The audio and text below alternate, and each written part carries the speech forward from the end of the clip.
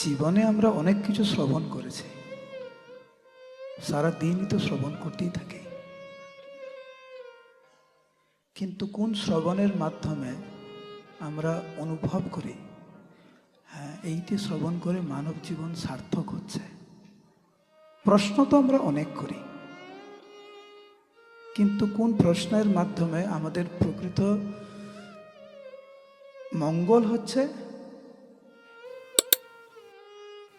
অপরের প্রকৃত মঙ্গল হচ্ছে?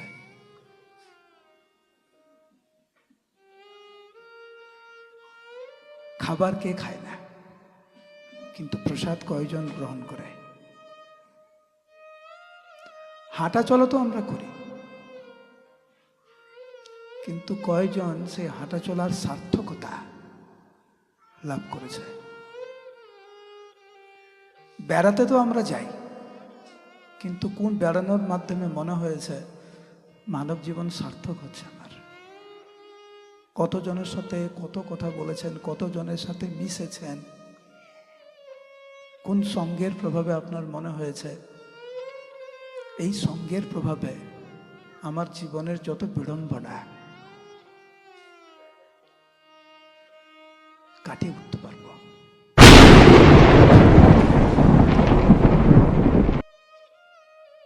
এখানে কেউ নেই যার এরকম অভিজ্ঞতা নেই। আমি কি বলছি, ছোট থেকে বড় সবাই বুঝতে পারে এর সাথে কথা বললাম, কথা বলার পরে মন খারাপ হয়ে গেল, এর সাথে কথা বললাম মনটা ভালো লাগছে, হালকা লাগছে। আরেকজন হচ্ছে এর সাথে কথা বললাম, বুঝতে পারছে জীবনের প্রকৃত উদ্দেশ্যকে। অনেক তারতম্য রয়েছে, অনেক পার্থক্য রয়েছে। কথা বলুন, যথার্থ ভাব নিয়ে, যথার্থ বিষয় নিয়ে, স্থানকাল পাত্র বিবেচনা করে যথার্থ কথা বলুন, যার মাধ্যমে আপনার প্রকৃত মঙ্গল হয় এবং অপরের প্রকৃত মঙ্গল হয়। ব্যাঙের মতো শব্দ করে তো লাভ নেই। ব্যাঙের মতো শব্দ করবেন তো সাপ আসবে, হ্রাস করবে আমাদেরকে হত্যা করবে। কারণ ওইটাই হচ্ছে সাপের কাজ, ব্যাঙকে ধরে খায়। মানব জীবনকে যখন আমরা অপব্যবহার করব অপরের অকল্যাণের জন্য, ভগবানকে না মেনে যখন আমরা পাপ কর্মে যখন আমরা লিপ্ত হব, সময় কিন্তু আমাদেরকে ছেড়ে কথা বলবে না। অনেক সময় বয়সজনিত কারণে, অহংকার জনিত কারণে আমরা মানতে চাই না ভগবানকে।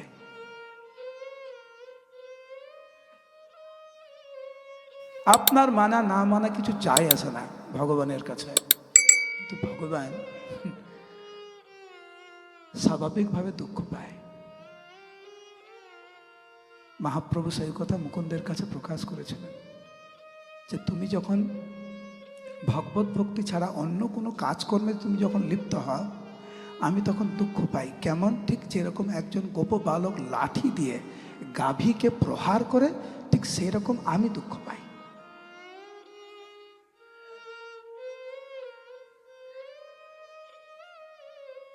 কোনো ভক্ত, কোনো ব্যক্তি যখন ভগবানের নাম করে, ভগবত সেবা করে, ভগবান কিরকম আনন্দ পান, ভগবান মহাপ্রভু মুকুন্দকে বলছেন ঠিক সেই রকম, ঠিক যেরকম একজন গোপ বালক স্নেহ ভরে ভালোবাসা দিয়ে ঘাস খাওয়াচ্ছে গাভীকে, সেরকম আনন্দ পায়।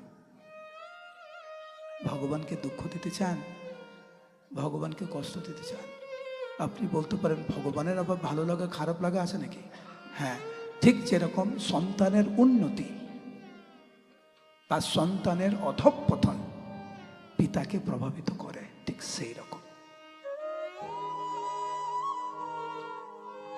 যে মানুষের হৃদয় পাষাণের মতো, তার কিছু যায় আসে না যে অন্য কেউ দুঃখ পাচ্ছে কি পাচ্ছে না, কিন্তু ভগবান এবং ভগবানের সত্য প্রতিনিধি দুঃখ পায় যখন দেখে যে অন্যরা কৃষ্ণকে পরিত্যাগ করে, ভগবত ভক্তি পরিত্যাগ করে, মায়ার দ্বারা প্রভাবিত হয়ে মায়ার দাসত্ব করছে। হ্যাঁ, ভগবান এবং ভগবানের সত্যিরা দুঃখ পায়। জীবর দরদ দুঃখী ছিল প্রভুপাত। একজন ভগবত ভক্ত হচ্ছে প্রকৃত অর্থে পরের দুঃখে দুঃখী, পরের সুখে সুখী। কিন্তু কিরকম দুঃখ আর কিরকম সুখ সেটাও বুঝতে হবে আমাদেরকে। জন্ম তো আমরা গ্রহণ করেছি, সেই জন্য তো সামনাসামনি বসে আছি এখানে। যত সাহি ধ্রুবম মৃত্যুর ধ্রুবম জন্ম মৃত্যুশ্চ। জেনে রাখবেন, যার জন্ম হয়েছে তার মৃত্যু অনিবার্য। এইখানে যারা আমরা বসে আছি, আমরা ভাবছি আমাদের কিছু হবে না, বোকামি কোথায়। জন্মদিনের কেক কাটি আমরা খুব আনন্দিত চিত্তে, বুঝতে পারি না যতবার কেক কাটছি আমরা ততবার মৃত্যুর সামনাসামনি এগিয়ে আসছি আমরা। আনন্দ ফুর্তি করে বেলুন ফুটছে। এখন তো আবার নতুন সংস্কৃতি, কেকের উপরে মোমবাতি জ্বালায়, ফু দিয়ে ওটাকে নিভায়, তো ফু দিচ্ছে, থুতু আসছে, থুতুগুলো কেকে পড়ছে, সেইগুলো কেটে কেটে সবাইকে বিতরণ করছে। এ কি সংস্কৃতি! কেক কাটছেন ঠিক আছে, মোমবাতি জ্বালে তো ফু দিচ্ছেন, থুতু আসছে তো, হ্যাঁ কি না? কিন্তু আমরা তো অন্য জগতে মত্ত। আজকে জন্মদিন আমার,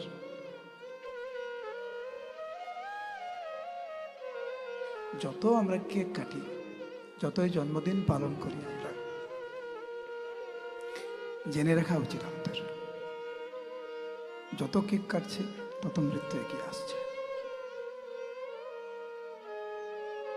জন্ম আমাদের যখন হয়েছে, মৃত্যু তখন অনিবার্য। কথা হচ্ছে কেমন জীবন যাপন করছি আমরা। ওই যে জন্ম এবং মৃত্যুর মাঝখানে যে সময়টি কিভাবে কাটাচ্ছে। কাঁদাতে কে না পারে, কয়েকজন চোখের জল মুছে তাকে আশ্বস্ত করতে পারে, তাকে নিরাপত্তা দিতে পারে, তাকে প্রকৃত আশ্রয় দিতে পারে। দুঃখ কে দিতে পারে না? কয়জন আছে পরের দুঃখকে ছিনিয়ে নিতে পারে, ছিনিয়ে নিয়ে তাকে প্রকৃত আনন্দ, প্রকৃত সুখ দিতে পারে। সেইভাবে জীবনযাপন করুন, যেখানে আপনার প্রকৃত মঙ্গল সাধন হচ্ছে আর অপরের মঙ্গল সাধিত হচ্ছে। কারণ মানব জীবন কোনো সাধারণ জীবন নয়। কুকুর বিড়ালের মতো আমরা যদি জীবন যাপন করি, দিনের শেষে কার কাছে উত্তর দেব? ভগবানের কাছে গিয়ে বলতে পারবো যে হে প্রভু, সৌভাগ্যক্রমে মানব জীবন পেয়েছি, চেষ্টা করেছি যথার্থ রূপে মানব জীবন যাপন করার জন্য? কয়জন বলতে পারি আমরা?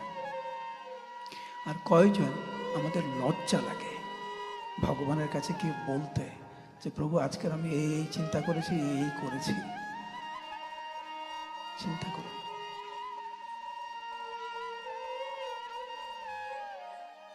ভগবান এবং ভগবানের শুদ্ধ প্রতিনিধিরা এই জগতে আবির্ভূত হন আমাদেরকে শিক্ষা দেওয়ার জন্য।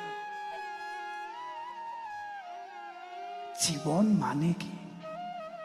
জীবিত থাকা মানে কি? আমরা যেন জীবিত থেকেও মৃতের মতো না হয়ে যাই। অনেক সময় হয় না, বেঁচে আছে তো মরার মতো বেঁচে আছে। আমরা মরার মতো বেঁচে থাকতে চাই না, আমরা বাঁচার মতো বাঁচতে চাই। শুদ্ধ জীবন যাপন, পাপ কর্ম থেকে দূরে, অপরের প্রকৃত মঙ্গল সাধনা কামনা করা, কেবল নিজের জন্য না। এ হচ্ছে শুদ্ধ ভক্ত জীবন। এত বাদ বিচার, এত ভেদাভেদ না। আমাদের গুরু মহারাজ বলতেন, পুরোনো ক্লাস আপনারা দেখবেন, কোনো জাতিভেদ, কোনো রাষ্ট্রভেদ, কোনো রণভেদ, কোনো ভেদাভেদ নেই। এই হচ্ছে আসল United nation of the spiritual world. তো সবাই বলছে হরি বল। শুনেছেন গুরু মহারাজ লিখছেন, এই হচ্ছে প্রকৃত জীবন। সবাই ঐক্যবদ্ধভাবে ভগবানের আরাধনা করবে।